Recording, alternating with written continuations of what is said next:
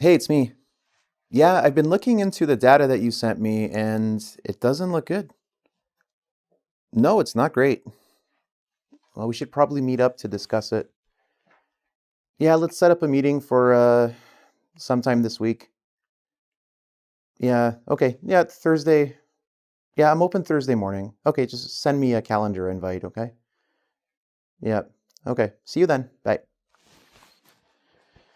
It's not looking good, guys. We got to talk about this. Hey everyone, I'm Alex. Thanks for clicking and welcome to this lesson on phrasal verbs for work meetings.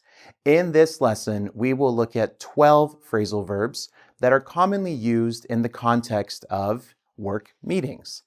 Now, I cannot provide you with an exhaustive list of every single phrasal verb that might come up in a work meeting, but the ones I've chosen are some of the more common phrasal verbs that I use when, I am trying to set up a work meeting or I am in the middle of a work meeting.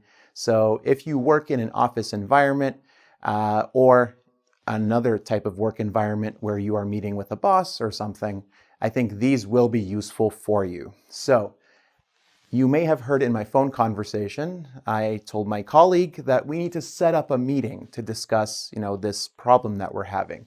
So to set up means to organize. For example, I'd like to set up a conference call with the client.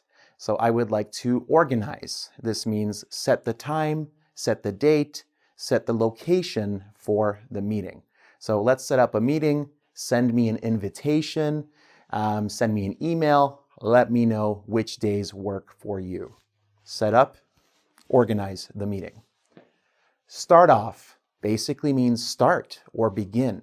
So oftentimes the person who is at the head of the meeting, who's starting the meeting, might say something like, okay, I will start off by introducing Tina to the team.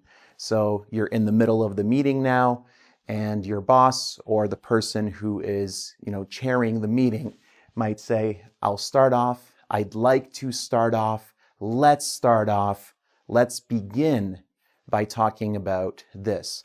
So let's start off by reviewing what we know so far. Let's start off by reviewing what we discussed last time. I'd like to start off by introducing Tina to the team. So some of you might know Tina, some of you might not know Tina. All right? Next, sometimes this happens. You have to call off, which basically means to cancel a meeting because the timing doesn't work and you just can't make it happen. So not only meetings, but you can also talk about things like our holiday party has been called off this year. So if you're giving some news and notes about what's happening in your company these days, you might have to give bad news sometimes and say, I'm sorry, but the company Christmas party, the company holiday party has been called off this year. We don't have the money to have it, okay? You can also call off the meeting, right? So I'm sorry, we have to call off the meeting. It doesn't work for me, or one of the key people is sick, or, I just don't have the time to, make this meeting happen. So set up, start off, call off, deal with.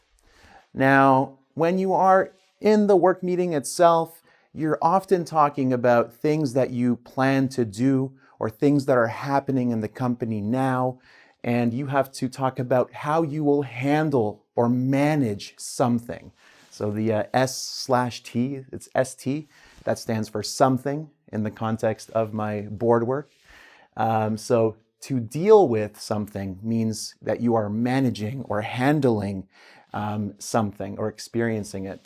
So we've been dealing with several ongoing problems. An ongoing problem is something that keeps happening again and again and again. So we have been dealing with several ongoing problems. How are we going to deal with losing this person from the company, right? So if someone leaves a company, you have to deal with that problem, deal with that situation. Hey, how are we dealing with the new renovations project? Okay, so how are we handling the communication for it or something like that?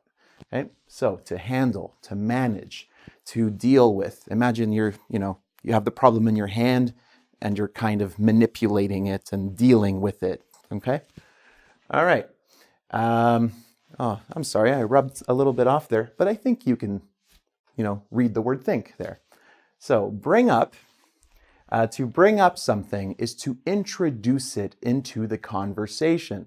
So many issues, many topics are brought up in the context of work meetings.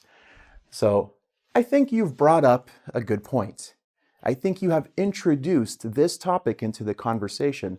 I think you have introduced a good point, in the course of this meeting, or something that is relevant to the things we are discussing here. All right. So, hey, Carolyn, you brought up that, we don't have enough coffee in the kitchen right now. Can someone buy more coffee for the kitchen? Okay. So she brought up a topic into the conversation. Imagine these are topics in your hands that you want to discuss in a meeting. You bring them up. I'd like to bring up this topic. I'd like to bring up the topic of vacation time in the company, okay? Or, oh, Steve over here, he's bringing up the topic that, I don't know, he would like more time off as well, that there's a conflict in his schedule or something. Okay, and jot down. Now, if you are in a meeting and it's a long one, 1 hour, 2 hours, I can't speak for your company. I don't know how long your meetings are, but you probably bring a notebook with you so that you can take notes, or maybe you bring a tablet or a laptop. And to jot down simply means to write notes. So please bring a notepad to jot down notes, to take down, you can also say. Jot down or take down notes, jot down information, jot down details. So just think jot, jot, jot, jot, jot, okay? Usually it refers to physical notebooks, physical paper, but people have used it also when they bring a small laptop and they're jotting down notes, they're taking down notes as the meeting is happening. All right, so quick recap: set up a meeting, organize, start off, begin, call off, cancel, deal with, handle or manage, bring up, introduce into the conversation, jot down, to write notes. Now let's look at 6 more. Next, we have run out of. To run out of something means to use all of it. Now, this doesn't only have to refer to physical things like office supplies. For example, you can run out of pencils, run out of pens, run out of printer ink. It can also refer to things like time or patience. So I'm afraid we have run out of time. Or maybe someone will bring up in the meeting that they are running out, or the office is running out of certain supplies. So the printer is running out of ink, or the printer has almost run out of ink, or we are running out of staples. We have run out of paper. Emergency, we need to buy more paper, okay? So to run out of it means to use all of it. If you are a fan of the band Muse, you might know our time is running out. So you can run out of time, run out of patience, and run out of office supplies as well. Next, figure out. So to figure something out means to find a solution to something or to understand something. For example, we need to figure out some ways to save money. That's why we're here, okay? Let's figure out, let's try to find a solution. Let's try to find a way to save more money, okay? Or I can't figure out what's going on here. Like, I don't understand what is happening here in this particular situation. So if you are trying to figure something out, you're trying to find a solution, or you are trying to understand something. All right, next, to go over. So hopefully you are going over, your English knowledge on a daily basis. It means to review or to repeat information so it is clear. in the context of a business meeting, before we begin, I'd like to go over some ground rules. Now, very quickly, ground rules refer to basic foundational rules. So the ground rules for a meeting might be no cell phones, okay? You are not allowed to leave, for the first 20 minutes because the information is very important. Please raise your hand if you want to speak, if you're in a very strict company maybe, or please listen and pay attention to other people. Defer judgment, like don't judge people critically right away. There are many ground rules or basic foundation rules you can have in a meeting. So to go over, you can go over rules. You can go over a report. So the person who set up the meeting might have a report and they want everyone to look at it. They will say, okay, we are going to go over the report step by step. We will review the information on the report step by step. Next, hand out. So this links to what I just said. The person who set up the meeting has a report. They want to give a copy of the report to everyone in the meeting, a paper copy. They hand out copies of the report. To hand out simply means to distribute to a group. If you have ever taken English classes in a classroom setting, you will probably know that teachers hand out activities or hand out papers. The meaning of the word is literally in the word, hand, out, okay? So to hand out means to distribute or give, all right? So I'm going to hand out copies of our brochure, right? So maybe your company just has a new brochure and you're going to review it as a team in your work meeting. The person who set up the meeting hands out the brochure, distributes the brochure. Next, look into. So to look into something means to explore or to try to discover facts. Imagine you're peeking through things and looking into things. You're exploring, right? You're trying to find something. So Tina, she just started with the team, but you trust her a lot. Tina, I'd like you to look into this. Yeah, we're having a problem with people stealing food from the kitchen refrigerator, okay?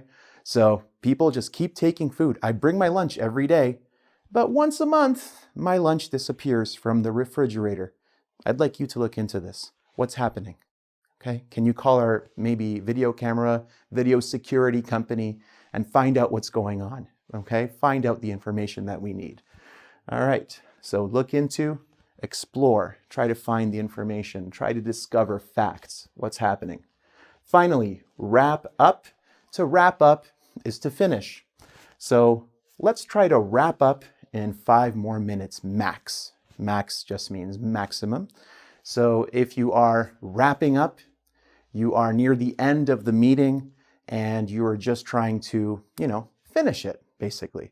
So right now, I'm going to wrap up this video by telling you guys to go to engvid.com where you can do a quiz to test your knowledge, test your understanding of everything that we have looked at today.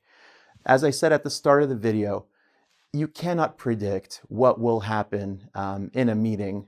You cannot predict the type of language you will use, but I hope that these 12 phrasal verbs will give you a good, strong foundation for being able to understand things better in work meetings with English speakers and to give you the confidence so that you can speak openly, you can speak confidently, you can express yourself a lot better by knowing these words, these phrasal verbs. So, till next time, thanks for clicking, and subscribe to the channel, click the notifications bell thing, and that's about it. I mean, you guys already do that probably anyway. If this is your first video, do that stuff. If it's not your first video, definitely click that bell so you'll get all the notifications. And check out everything else that we have on engvid.com. There's a lot of good stuff. Till next time, thanks for clicking.